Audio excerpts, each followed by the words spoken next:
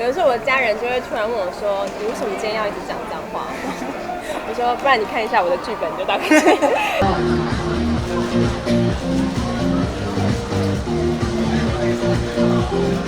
最近常常是不是又瘦了？我没有我每次把头发收得很干净的时候，还有露锁骨的时候，大家就会觉得我变瘦，但其实只是露出了最瘦的地方而已。这边很像蚂蚁一样。对啊，我就会养瘦啊。这个我倒是不否认，这妈妈生的，这个倒不是我的努力，天生的。他最性感的地方是锁骨子，很多还有哪里？还有哪里啊？我觉得我腰也不错啊，对，而且我就是那种屁股非常丰满的人，所以说我觉得腰线也还算蛮好看，有机会再给大家看一下。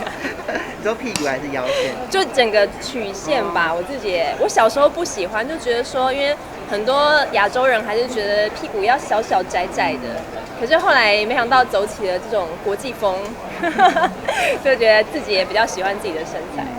最近有在关注那个奥减带？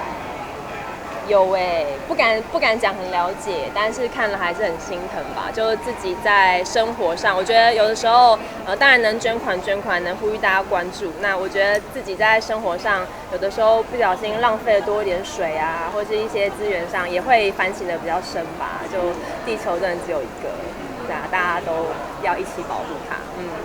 那新的一年有什么样的工作计划吗？因为也拍了戏。工作计划，因为我刚拍完一个电影嘛，然后我真的很想讲，但真的不能讲，因为他们还没发稿。然后里面有很多的事情都是我第一次做，第一次演到这样的角色，第一次人生做这样的事情。然后我真的觉得说，很多事情以前会觉得啊，那种角色我应该演不来吧。应该是可以稍微举个例，就是我在剧中就是脏话满口。对，而且是很自然的，对啊。然后我就觉得说很多事情觉得不习惯做，可是事实上你的戏路和表演就是很宽广，对啊，所以我就会觉得好好玩哦。其实很多事情不难嘛，很多角色也不难，就会觉得很期待。所以脏话满口有特别去练习。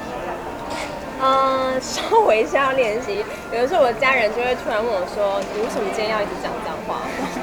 我说：“不然你看一下我的剧本，就大概知道，因为他其实是一个比较辛苦的角色，他可能很多的压力都比较直接，会这样子爆发出来，所以就会导致我的语助词会很多，包括兴奋的时候就觉得天哪，这个东西怎么这么好吃，或这个女生怎么那么漂亮，我就会加很多叉，这太漂亮。”然后我家人就有一点吓到，想说你为什么要一直讲粗话这样？